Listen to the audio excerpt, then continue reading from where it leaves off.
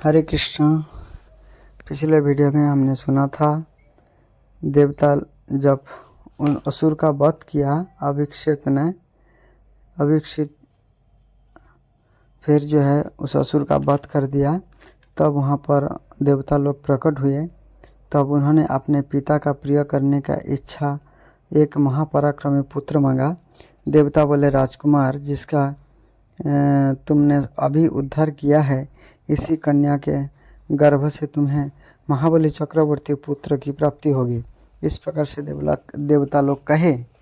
फिर जो है राजकुमार ने कहा, देवतागण, राजाओं से परास्त होने पर मैंने विवाह का विचार छोड़ दिया था, किंतु पिता द्वारा सत्य के बंधन में बांध जाने पर मैं आप पुत्र की अभिलाषा करता हूँ। पहले राजा विशाल की कन्या को मैंने त्याग दिया था, किंतु उसने मेरे ही लिए दूसरे किसी पुरुष को पति बनाने का विचार छोड़ रखा था। अतः उस त्यागमयी देवी तुम सदा प्रशंसा करते हो, वह सुंदरी तुम्हारे लिए ही तप करती रही है। इसके गर्भ से तुम्हारे चक्रवर्ती एवं वीर पुत्र उत्पन्न होगा। यह सातों द्वीपों का शासक तथा सहस्त्र यज्ञों का अनुष्ठान करने वाला होगा। जो सातों के सातों द्वीपों का चक्रवर्ती सम्राट होगा, सातों द्वीपों का शासक। करंधम कुमार अभिक्षिप्त से यह कहकर समस्त देवता वहाँ से चले गए। तब उन्होंने उस स्त्री से कहा, भीरु, कहो तो वह क्या बात है। तब वैशालिनी ने अपना वृत्तांत सुनाना प्रारंभ किया। नाथ, आपने जब मुझे त्याग दिया तो इस जीवन से वैराग्य हो गया और मैं बंधु बांधवों को छोड़कर वन में चली आई। वीर, यहाँ तपस्या करते करते मैंने अपना शरीर सुखा दिया और तब इसे त्याग देने का उद्यत हो गई। इसी समय देवताओं के दूत ने आकर मुझे रोका और कहा, तुम्हें महाबलवान चक्रवर्ती पुत्र प्राप्त होगा, जो देवताओं को तृप्त करेगा और असुरों का संहार करेगा। इस प्रकार देवदूतों ने जब देवताओं की आज्ञा सुनाई, तब आपके समागम की आशा से मैंने इस देह का त्याग नहीं दिया। मार्कंड जी कहते हैं, वैशालिनी के यह वचन सुनकर तथा किमिच्छक व्रत में की हुई प्रतिज्ञा के समय पिता के कहे हुए उत्तम वचनों का स्मरण करके अभिक्षिप्त ने उस कन्या से प्रेम पूर्वक कहा, देवी, उस समय शत्रुओं से पराजित होने के कारण मैंने तुम्हारा त्याग किया था और आप फिर शत्रुओं से जीत कर ही तुम्हें पाया हूँ। आप बताओ क्या करूँ। इस अवसर पर मैं नामक गंधर्व श्रेष्ठ अप्सराओं तथा अन्य गंधर्वों के साथ यहाँ आया। गंधर्व बोला, राजकुमार, यह कन्या वास्तव में मेरी पुत्री भामिनी है। महर्षि अगस्त्य के शाप से यह राजा विशाल की पुत्री हुई थी। बचपन में खेलते समय इसने अगस्त्य मुनि को कुपित कर दिया था। तब उन्होंने शाप देते हुए कहा, जा तू मनुष्य योनि में उत्पन्न होगी। तब हम लोगों ने मुनि को प्रसन्न करते हुए कहा, ब्रह्मर्षि, अभी यह निरी बालिका है, इसे भले बुरे का विवेक नहीं है, तभी इसके द्वारा आपका अपराध बन गया है, अतः इसके ऊपर कृपा कीजिए।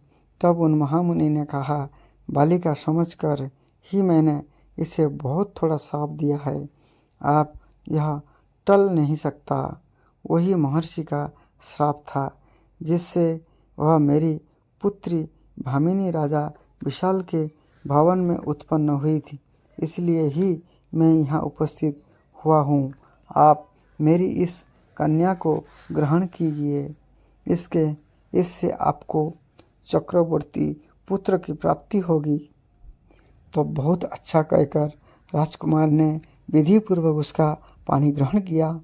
उस समय यहाँ तंबूरी मुनि ने हवन किया। देवता और गंधर्व गीत गाते रहे। मेघों ने फूलों की वर्षा की और देवताओं के बाजे बजते रहे। विवाह के पश्चात दोनों दंपति महात्मा मय के साथ गंधर्व लोक में गए। अभिक्षित अपनी पत्नी के साथ कभी अत्यंत रमणीय नगरोद्यान में और कभी पर्वतों की उपत्यका में विहार करने लगे। यहाँ मुनि गंधर्व और किन्नर लोग उन देवताओं के लिए भोजन की सामग्री, चंदन, वस्त्र, माला तथा पीने योग्य पदार्थ आदि उत्तम वस्तुएं प्रस्तुत किया करते थे। मनुष्य के लिए दुर्लभ गंधर्व लोक में अभिक्षित इस प्रकार भामिनी के साथ विहार करते रहे। कुछ समय के बाद भामिनी ने वीर अभिक्षित के पुत्र को जन्म दिया। उस महापराक्रमी पुत्र का जन्म होने पर उसी से कार्य सिद्धि की अपेक्षा रखने वाले गंधर्वों के यहाँ बड़ा भारी उत्सव हुआ। उसमें सब देवता तथा निर्मल देवर्षि भी पधारे। पाताल से नागराज, शेष, वासुकी और तक्षक भी आए। देवता, असुर, यक्ष और गुह्यकों में जो प्रधान थे ये सब उपस्थित हुए। सभी मरुदगण भी पधारे थे। तंबूर ने उस बालक का जात कर्म आदि करके स्तुति पूर्वक स्वस्ति भाषण किया और कहा, आयुष्मान, तुम चक्रवर्ती, महापराक्रमी, महाबाहु एवं महाबलवान होकर समस्त पृथ्वी का शासन करो। वीर, ये इंद्र आदि लोकपाल तथा महर्षि तुम्हारा कल्याण करे और तुम्हें शत्रुनाशक शक्ति प्रदान करे। पूर्व दिशा में होने वाले मरुत जिनमें धूल का समावेश नहीं होता तुम्हारा कल्याण करे। दक्षिण दिशा के निर्मल मरुत तुम्हें स्वस्थ रखे। पश्चिम में मरुत उत्तम पराक्रम दे तथा उत्तर के मरुत तुम्हें उत्कृष्ट बल प्रदान करे। इस प्रकार ससत्ययन के पश्चात आकाशवाणी हुई। पुरोहित ने मरुत तत्व मरुत तुम्हारा कल्याण करे का अनेक बार प्रयोग किया है, इसीलिए ये बालक पृथ्वी पर मरुत के नाम से विख्यात होगा। भूमंडल के सभी राजा इसकी आज्ञा के अधीन रहेंगे और वह वीर सब राजाओं का शिरोमणि बना रहेगा। अन्नभू पालकों को जीतकर वह पराक्रमी चक्रवर्ती होगा और 7 द्वीपों वाली समूची पृथ्वी का उपभोग करेगा। यज्ञ करने वाली राजाओं में यह प्रधान होगा तथा समस्त नरेशों में इसका शौर्य और पराक्रम सबसे अधिक होगा। देवताओं में से किसी ने यह आकाशवाणी की थी। इसे सुनकर ब्राह्मण, गंधर्व तथा बालक के माता पिता बहुत प्रसन्न हुए। तदंतर राजकुमार अभिक्षित अपने प्रिय पुत्र को गोद में ले गंधर्वों के साथ ही अपने पिता के नगर में आए। पिता के घर में पहुंचकर उन्होंने पिता के चरणों में आदरपूर्वक मस्तक झुकाया तथा लज्जावती भामिनी ने भी इस ससुर के चरणों में प्रणाम किया। उस समय राजा करंधम धर्मासन पर विराजमान थे। अभिक्षित के पुत्र को लेकर कहा, पिताजी, माता के किमिच्छिक व्रत में मैंने जो प्रतिज्ञा की थी उसके अनुसार आप गोद में लेकर इस पौत्र का मुख देखिए।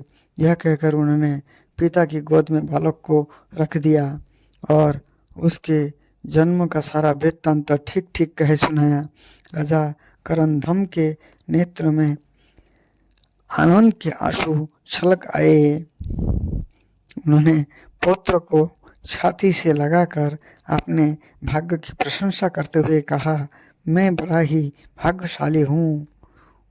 इसके बाद उन्होंने वहाँ आए हुए गंधर्व का अर्घ्य आदि के द्वारा सत्कार किया। उस समय उनको और किसी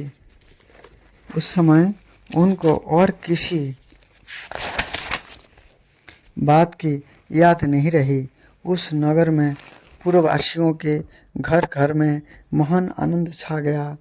सब प्रसन्न होकर कहते थे, हमारे महाराज के पोता हुआ है। राजा करंदम ने हर्षमग्न होकर ब्राह्मणों को रत्नों, धन, गौ, वस्त्र और आभूषण दान किए। यह बालक शुक्ल पक्ष के चंद्रमा की भांति प्रतिदिन बढ़ने लगा। उसे देखकर पिता आदि को बड़ी प्रसन्नता होती थी। यह सब लोगों का प्यारा था। वह बड़ा होने पर उपनयन के बाद उसने आचार्यों के पास रहकर पहले वेदों की, फिर समस्त शास्त्रों की तथा अंत में धनुर्वेद की शिक्षा ग्रहण की। तत्पश्चात भृगुपुत्र शुक्राचार्य से अन्यान्य अस्त्र विद्याओं का ज्ञान प्राप्त किया। वह गुरु के समक्ष विनीत भाव से मस्तक झुकाता तथा सदा उन्हें प्रसन्न रखने की चेष्टा में संलग्न रहता था। यह अस्त्र विद्या का ज्ञाता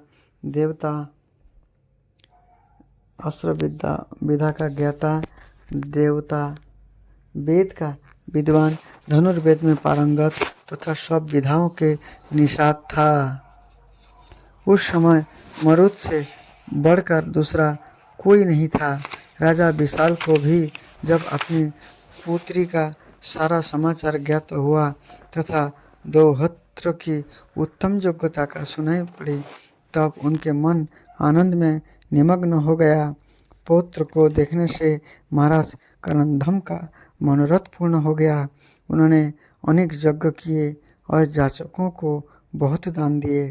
तदंतर वन जाने के लिए उत्सुक होकर उन्होंने अपने पुत्र अभिक्षित से कहा, बेटा मैं बूढ़ा हो गया, आप वन में तपस्या के लिए जाऊंगा, तुम मुझसे यह राज्य ले लो। मैं कृतकृत हूँ। तुम्हारा राज तिलक करने के अतिरिक्त दूसरा कोई कार्य शेष नहीं है। यह सुनकर राजकुमार अभिक्षिप्त ने बड़ी नम्रता के साथ पिता से कहा, तात मैं पृथ्वी का पालन नहीं कर सकूंगा। मेरे मन से लज्जा अभी दूर नहीं होती। आप इस राज्य पर किसी और को नियुक्त कीजिए। मैं बंधन में पड़ने पर पिता के हाथ मुक्त हुआ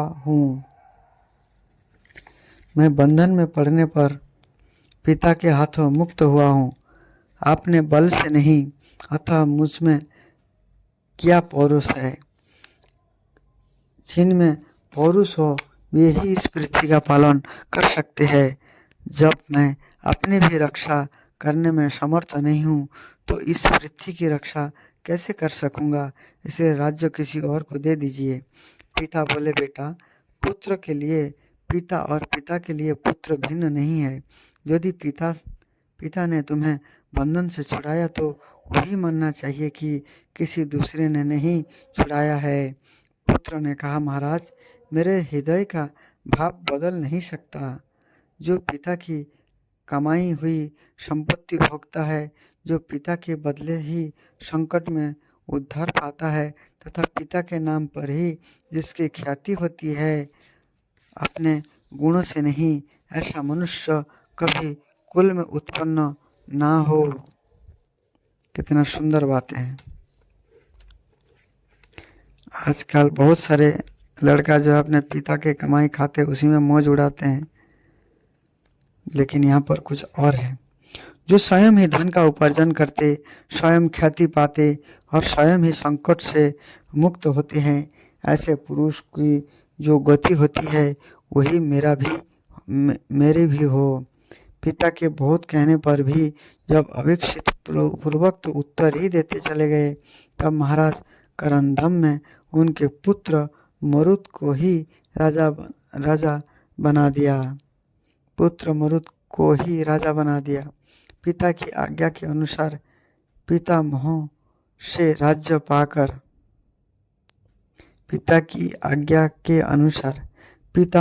राज्य पाकर मरुत अपने सुहृदों का आनंद बढ़ाते हुए उसका भली भांति पालन करने लगा। राजा करंदम अपनी पत्नी बीरा को साथ लेकर वन में तपस्या के लिए चले गए। यहाँ मन, वाणी और शरीर को संयम रखकर उन्होंने 1000 वर्ष तक दुष्कर तपस्या की और अंत में शरीर त्याग कर ये इंद्रलोक में चले गए। उनकी पत्नी बीरा ने 100 वर्ष बाद तक कठोर तप किया। उसके सिर पर जटाएं बड़ी हुई थी, फिर शरीर पर मैल जम गए थे। वह स्वर्ग में गए हुए अपने महात्मा पति का शालोक चाहती हुई फल मूल का आहार करके भार्गव के आश्रम पर तपस्या करती थी। ब्राह्मण की स्त्रियों में रहकर उनकी सेवा में तत्पर रहती थी। कौशिक जी बोले, भगवान आपने करंधम और अविकसित के चरित्र का मुझसे विस्तार पूर्वक वर्णन किया। अब मैं अविकसित कुमार महात्मा मरुत का चरित्र सुनाना चाहता हूँ।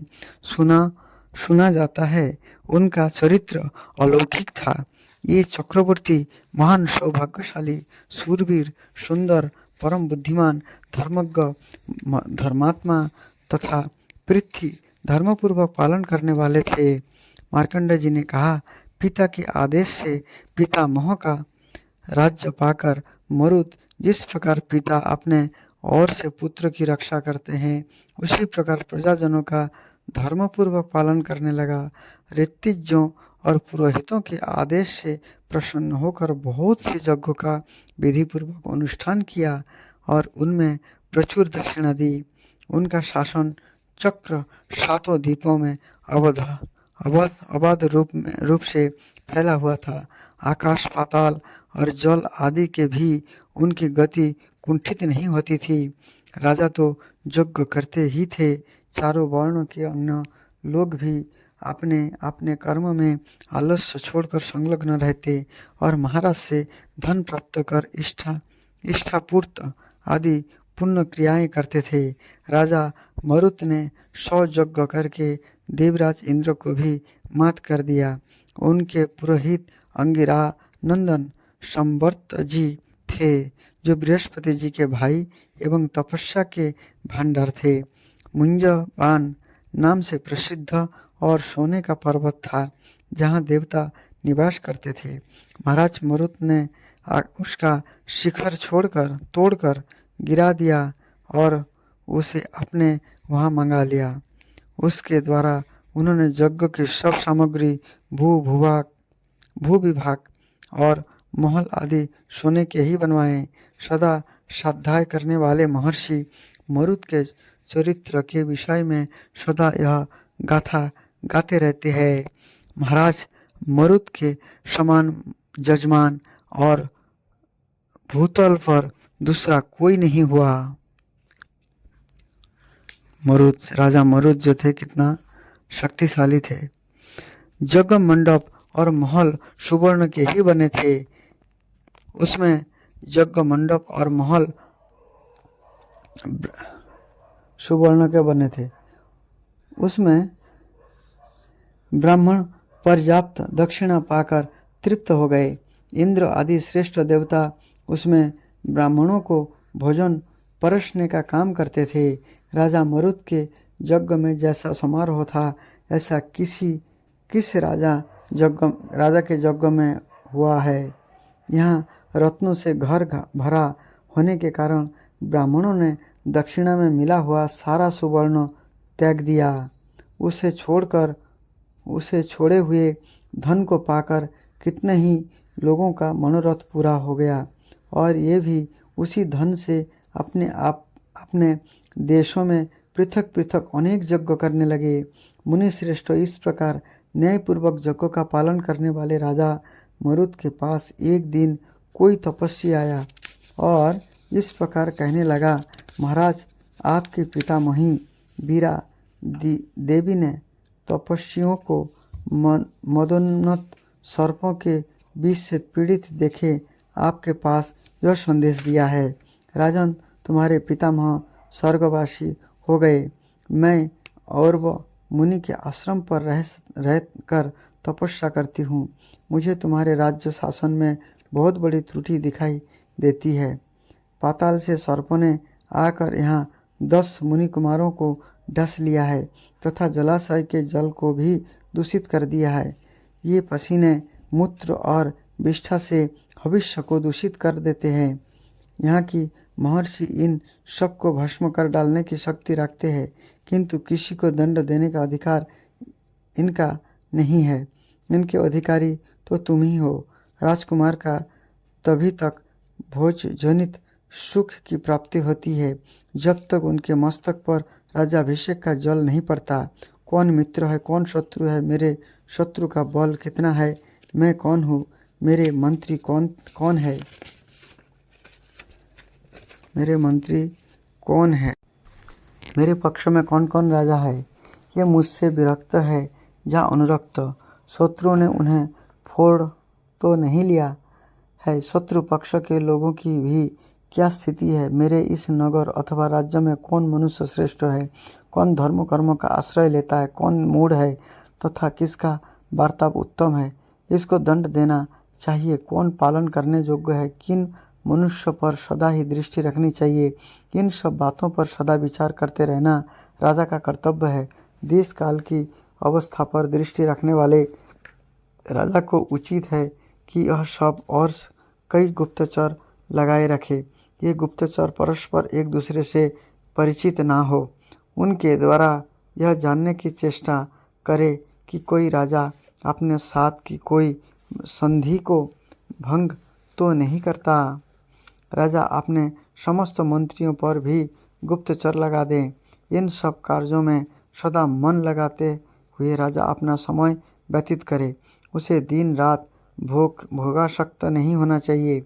भूपाल राजा को शरीर भोगने के लिए नहीं होता, यह तो पृथ्वी और धर्म के पालन पूर्वक भारी क्लेश सहन करने के लिए मिलता है। राजन, पृथ्वी और स्वधर्म का भली भांति पालन करते समय जो इस लोक में महान कष्ट होता है, तो ही स्वर्गलोक में अक्षय एवं महान सुख की प्राप्ति कराने वाला होता है। अतः नरश्वर, तुम इस बात को समझो और भोगों का त्याग करके पृथ्वी का पालन करने के लिए कष्ट उठाना स्वीकार करो। तुम्हारे शासन काल में ऋषियों का सर्पों की ओर से जो भारी संकट प्राप्त हुआ है, उसे तुम नहीं जानते।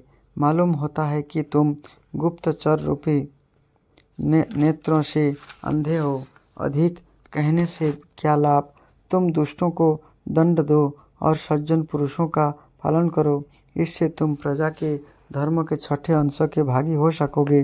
यदि तुम प्रजा जनों की रक्षा नहीं करोगे तो दुष्ट लोग उदंडतावश जो कुछ भी पाप करेंगे वह सब तुम्ही को भोगना पड़ेगा।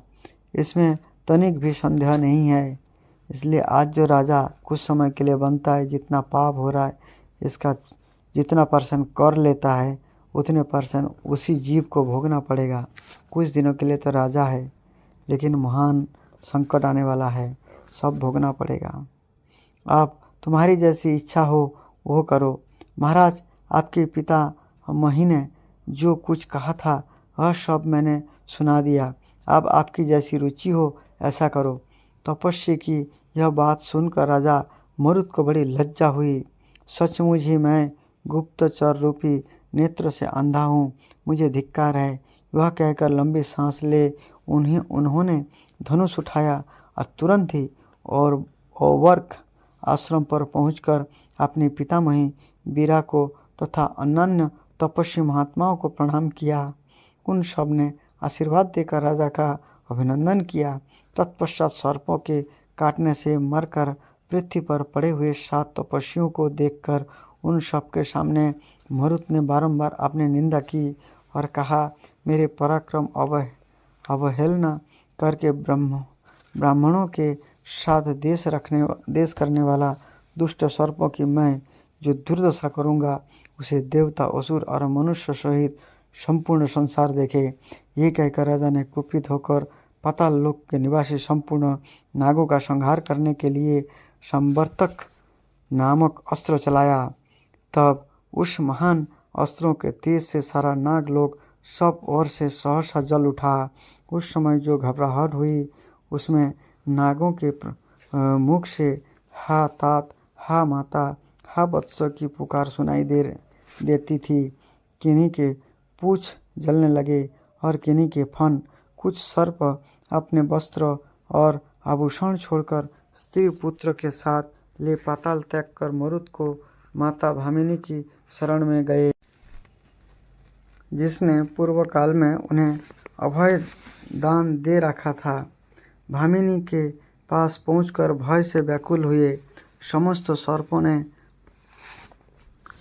प्रणाम पूर्वक गदगद वाणी में कहा, वीर जननी, आज से पहले रसातल में हम लोगों ने जो आपका सत्कार किया था और आपने हमें अभय दान दिया, उसके पालन का यह समय आ पहुंचा है। हमारी रक्षा कीजिए।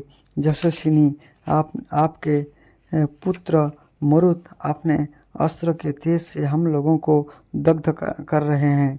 इसके समय आपके सिवा और कोई हमें शरण देने वाला नहीं है।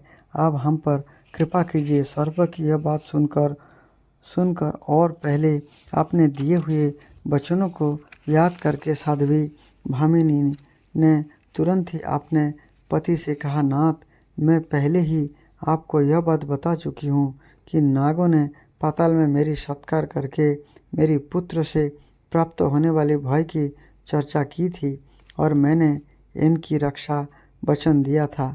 आज ये भयभीत होकर मेरी शरण में आए हैं।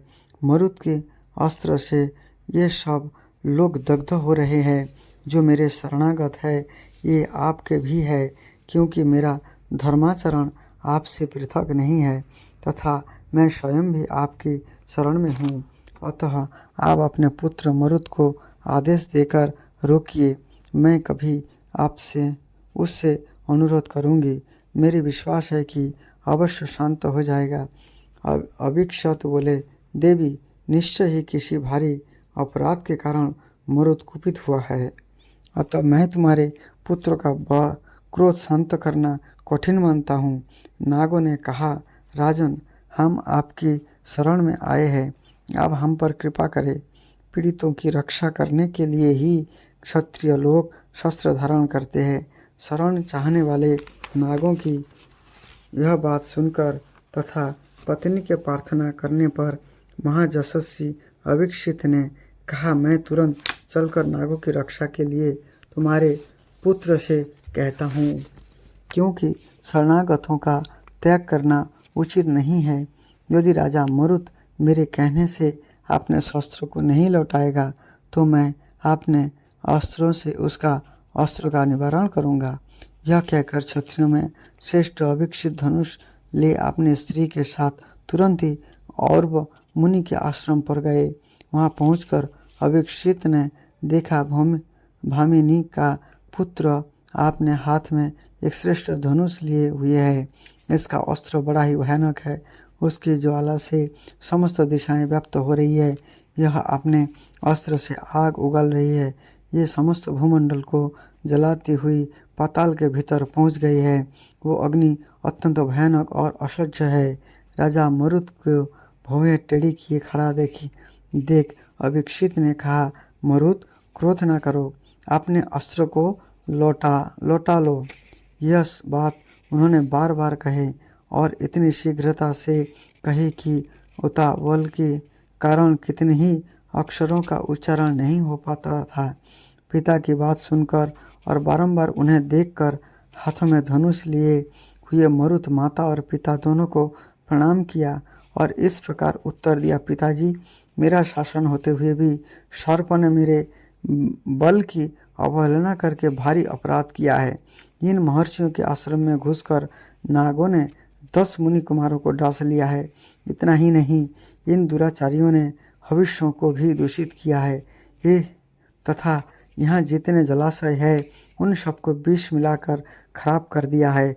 ये सभी सर्प ब्रह्म हत्यारे हैं, अतः इनका वध करने से आप हमें ना रोके। अभिक्षित बोले, राजन, ये सर्प मेरी शरण में आ गए हैं, अतः मेरे गौरव का ध्यान रखते हुए ही तुम इस अस्त्र को लौटा लो। क्रोध करने की आवश्यकता नहीं है। मरुत ने कहा, पिताजी, ये दुष्ट और अपराधी है, मैं क्षमा नहीं करूँगा। जो राजा दंडनीय पुरुषों को दंड देता है और साधु पुरुषों का पालन करता है वह पुण्य लोक में जाता है, तथा जो अपने कर्तव्य की अपेक्षा करता है वो नरक में पड़ता है। अभिक्षित बोले, राजन, ये सर्प भयभीत होकर मेरी शरण में आए हैं और मैं तुम्हें माना करता हूँ, फिर भी इन नागों की हिंसा करते हो तो मैं तुम्हारे अस्त्र का प्रतिकार करता हूँ। मैंने भी अस्त्र विधा सीखी है।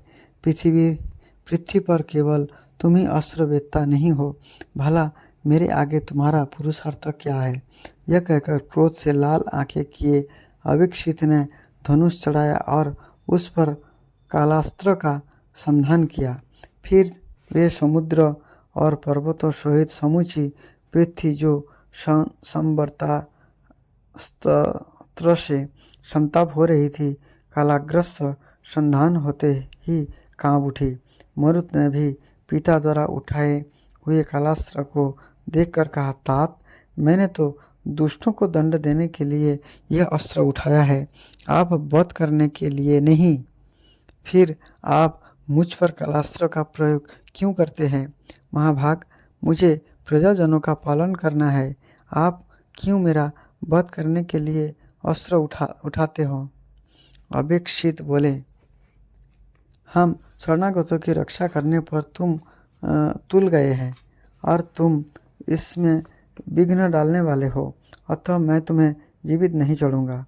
जो शरण में आए हुए पीड़ित मनुष्यों पर यह शत्रु पक्ष का ही क्यों न हो, दया नहीं दिखाई, उस पुरुष के जीवन का धिक्कार है। मैं क्षत्रिय हूँ, ये भयभीत होकर मेरी शरण में आए हैं और तुम्हें इनके उपकारी हो, फिर तुम्हारे वध क्यों न किया जाए। मरुत ने कहा, मित्र, बांधव, पिता अथवा गुरु भी यदि प्रजा पालन में विघ्न डाले तो राजा के द्वारा वो मार डालने योग्य है। अतः पिताजी, मैं आप पर प्रहार करूँगा, आप मुझ पर क्रोध न कीजिएगा। मुझे अपने धर्म का पालन मात्र करना है, आप पर मेरा रत्ती भर भी क्रोध नहीं है। उन दोनों को एक दूसरे का वध करने के लिए दृढ़ संकल्प देख भार्गव आदि मुनि बीच में आ पड़े और मरुत से बोला, तुम्हें अपने पिता पर हथियार चलाना उचित नहीं है। फिर अभिक्षित से बोला, आपको भी अपने विख्यात पुत्र का वध नहीं करना चाहिए। मरुत ने कहा, ब्राह्मणों, मैं राजा हूँ, मुझे दुष्टों का वध और साधु पुरुषों की रक्षा करनी है। ये सर्प लोक दुष्ट है, अतः मेरा इसमें क्या अपराध है। अभिक्षित बोले, मुझे शरणागतों की रक्षा करनी है और उन्हीं शरणागतों का वध करता है, अतः मेरा पुत्र होने पर भी अपराधी है। तो ऋषियों ने कहा, ये नाग कह रहे हैं कि दुष्ट सर्पों ने जिन ब्राह्मणों का काट खाया है उन्हें हम जीवित किए देते हैं, अतः युद्ध करने की आवश्यकता नहीं है। आप दोनों श्रेष्ठ राजा प्रसन्न हो। उसी समय वीर ने आकर अपने पुत्र अभिक्षित से कहा, वत्स, मेरे कहने से ही तुम्हारा पुत्र इन नागों का वध करने के लिए उद्यत हुआ है। यदि मेरे मरे हुए ब्राह्मण जीवित हो जाते हैं तो अपना कार्य सिद्ध हो जाएगा और तुम्हारा शरणागत सर्प जीवित छूट जाएंगे। तब नागों ने विष खींचकर दिव्य औषधियों के प्रयोग से उन ब्राह्मणों को जीवित कर दिया। तदंतर राजा मरुत ने पुनः अपने माता पिता के चरणों में प्रणाम किया। अभिक्षित ने भी मरुत को प्रेम पूर्वक हृदय से लगा लिया और कहा, वत्स, तुम शत्रुओं का मान मर्दन करो, चिरकाल तक पृथ्वी का पालन करते रहो, पुत्र और पौत्रों के साथ आनंद भोगो तथा तुम्हारे कोई शत्रु ना हो। इसके बाद ब्राह्मण और वीरों की आज्ञा ले अभिक्षित मरुत और भामिनी रथ पर आरूढ़ हो अपनी राजधानी को चले गए। धर्मात्माओं में श्रेष्ठ महाभागा पतिव्रता वीरा भी भारी तपस्या करके पति के लोक में चली गई। राजा मरुत ने भी काम, क्रोध आदि 6 शत्रुओं को जीतकर धर्मपूर्वक पृथ्वी का पालन किया। महाबली महाराज मरुत का ऐसा ही पराक्रम था। सातों द्वीपों में कहीं भी उनकी आज्ञा का उल्लंघन नहीं होता था। उनके समान दूसरा कोई राजा ना हुआ है, ना होगा। ये सत्य तथा पराक्रम से युक्त और महान देवताओं ये सत्य तथा पराक्रम से युक्त और महान तेजस्वी थे। द्विज श्रेष्ठ महात्मा मरुत के उत्तम जन्म एवं चरित्र की यह कथा सुनने से मनुष्य सब पापों से मुक्त हो जाता है। ऐसे कथाओं को सुनना चाहिए जिसमें हमें बहुत सारी शिक्षाएं मिलती हैं। और विशेष करके एक जैसे राजा की कथा सुनने से देखिए सभी पापों से मुक्त हो जाता है। तो समझ लीजिए भगवान श्री कृष्ण की भजन करने से, भक्ति करने से हमें वैकुंठ लोक प्राप्त होगा। ये सब जो राजाएं हैं ये सब इतना धर्मात्मा होने के बावजूद भी वो केवल स्वर्गलोक प्राप्त करते थे, जो अल्प समय के लिए है, क्षणिक है, वो भी नाशवार है। लेकिन कोई व्यक्ति भगवान श्री कृष्ण का नित्य भजन करता है, भगवान श्री कृष्ण का मन लगाता है, श्री कृष्ण से प्रेम करता है, वो सीधा वैकुंठ लोक प्राप्त करता है। इसलिए हमें बुद्धिमान बनना चाहिए। जबकि ये कथा सुन के आप पाप मुक्त हो गए तो भगवान के नाम लेना चाहिए, भगवान के शरण में रहना चाहिए और कृष्ण भक्ति करना चाहिए, भगवान कृष्ण की सेवा में पूर्ण रूप से लगना चाहिए। यही बुद्धिमानी है। और ऐसी कथाओं को सुनते रहिए। हरे कृष्णा।